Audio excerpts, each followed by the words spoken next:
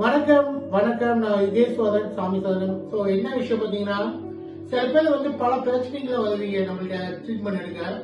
ஒரே வாட்டி ஊதல் பண்ணி எல்லாத்தையும் சரியாக்கணும்னு யோசிப்பீங்க, நினைப்பீங்க. பல பேர் கேள்வி கேட்டிருக்காங்க, ஏன் நான் ஒரே வாட்டி ஊதல் பண்ணா கால் அடிப்பது சிகிச்சை செஞ்சா நல்லா ஆகுமான்னு பல பேர் கேட்டிருக்கீங்க. ஸோ பல வருஷமாக அந்த பிரச்சனை உங்க உடம்புல இருக்கு. ஒரே வாட்டி ஊதல் பண்ணி நல்லா ஆகுதுக்கு இதுல மேஜிக்கா இல்லை. இது ஏற்கனவே ஒரு பதிவு வச்சிருப்பேன். ஸோ அதுதான் இப்போ சொல்ல வரேன்.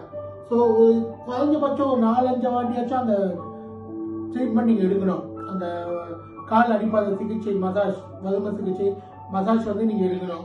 அப்போதான் வந்து உங்கள் உடலில் உள்ள அழுக்கு, அந்த பிரச்சனைக்கான அந்த செல்ஸ், உயிர் அழுக்கங்கள்ல ஆக்டிவ் ஆகும்.